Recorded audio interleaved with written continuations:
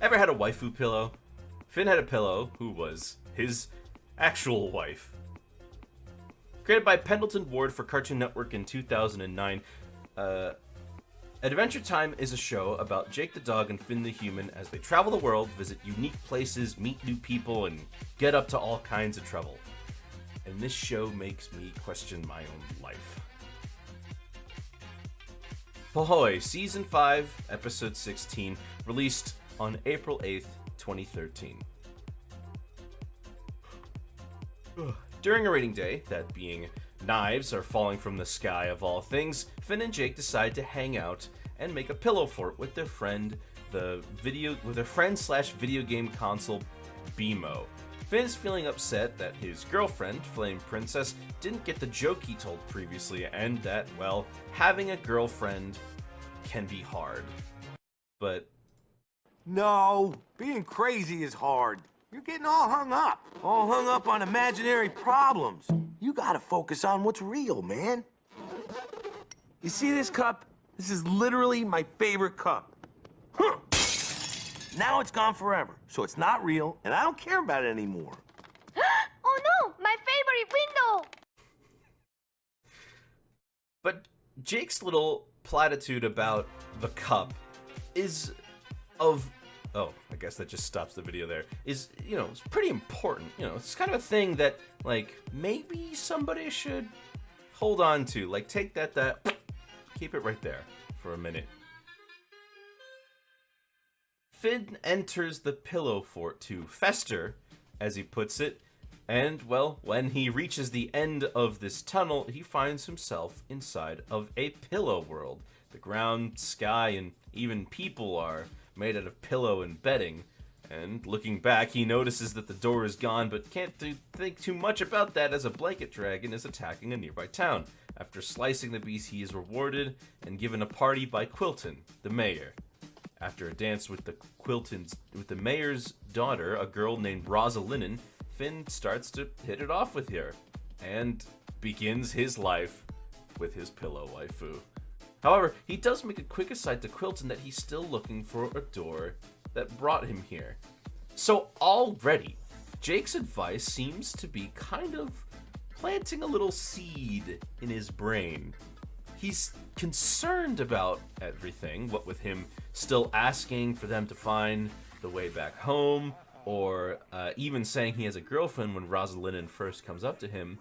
But for a brief moment, when he's just dancing with her, he's enjoying himself. It's different. Like, it's just a way in which Finn can finally unwind and see the things that Jake is saying for the reality it is. Meanwhile, back at the treehouse in our current timeline, we shift perspectives to Jake, only to see that, interestingly, he's decided to go and get his cup back from out the window. To which BMO questions what we're all thinking, that Jake said he didn't care about it. Jake just decides to reflect, and then he wonders what Finn's doing. Now, for Finn, it's been many years later, where he's married Rosalind, had 2 children, and gotten super buff.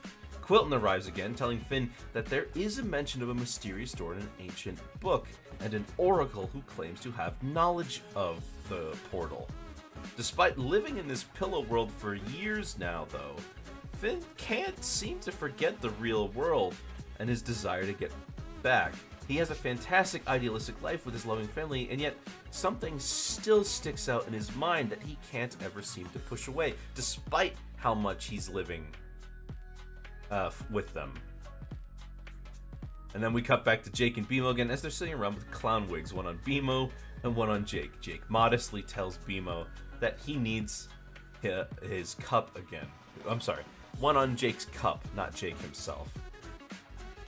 But BMO, despite objecting to that, is perfectly happy when Jake tells BMO that they're going to make hot chocolate instead.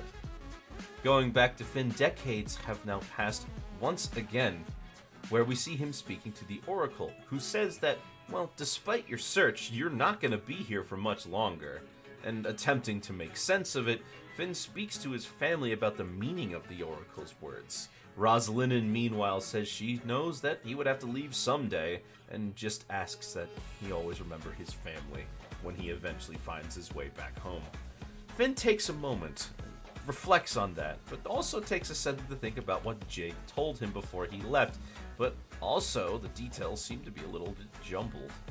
Memory Jake here appears to tell Finn to stay with his wife, and Finn isn't even sure if Jake was real in the first place, but Finn remarks on his amazing prediction skills and tells his children and his wife to pack up everything and that they're going to go back home.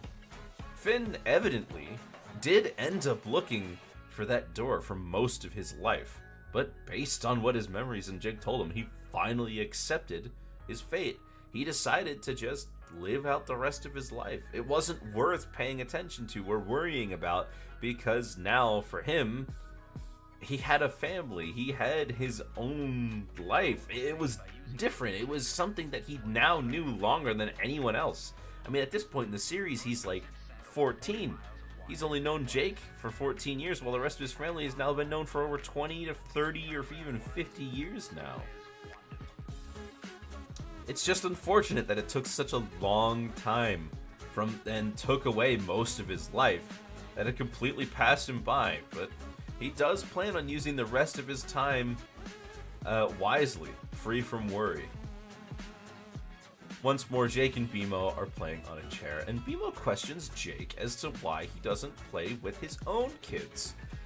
Jake's children are half-breeds from a magical horse race and dogs, but they apparently grow up super quickly, so they don't need him anymore.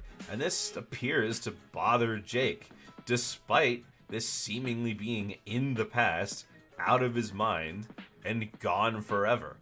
Which just builds upon everything we've been seeing Jake doing, that he may not totally buy into the stuff that he's telling Finn. Finn has skipped some more time, meanwhile, and is laying in bed surrounded by loved ones. The children say their goodbyes, and Finn accepts his death with enthusiasm. But he gets thrust forward into a black void where he comes across this mysterious red floating figure and accelerates towards a light before simply jumping out of the pillow fort a few minutes after he left. His attempts to explain what happened is interrupted when he gets a call from Flame Princess, his girlfriend, who tells him that, well, now she got the joke, and it's really funny. However, he forgot everything he was just about to tell Jake, despite Jake trying to remind him of it. So Finn eventually stopped searching for the door entirely, but that was the point at which he found it. After he finds himself back at home, he has only a mere moment to even think about what had just occurred before it's interrupted and he just puts it out of his mind. The pill world helped Finn forget his worries and just live, despite his ongoing search. He enjoyed himself and decided to just keep on keeping on. Meanwhile, Jake gives his original thoughts and then show that his advice was maybe applicable just as much to himself as it was to Finn. He lived an entire lifetime in an alternate world with a reminder for himself to keep going back one day, but ultimately forgot about it and moved along because to him, it didn't seem to matter anymore. And just as he moved past his original world, he instantly forgot the pillow world. Was it real? Did it teach Finn anything? Did it even matter to Finn? No, but not to us, the viewers. This saccharine world full of pillow people and blanket dragons becomes more real and in-depth in 15 minutes than the entire show had been up to this point. And we're 5 seasons in. Appearances can be deceiving, just as much as what people say, like with Jake. He means well, but his true feelings can betray him just like everyone else. The cup, the philosophy, the life, the pillows, and the return.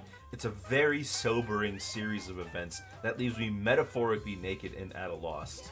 You're gonna be forced to move on. Not in spite of your past, but because of it.